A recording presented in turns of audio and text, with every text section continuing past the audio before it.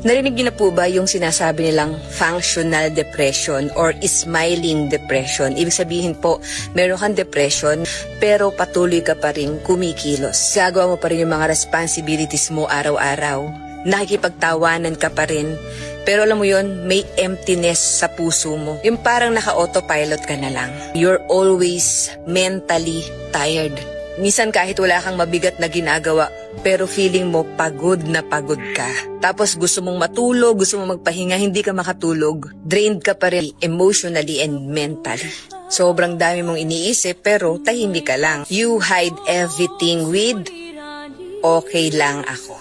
Okay ka lang, yun yung lagi mong sinasabi sa ibang tao kapag tinatanong ka, kumusta ka na? Okay lang ako.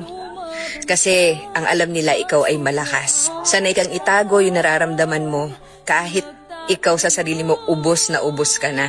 Ang tingin ng iba, sobrang lakas mo.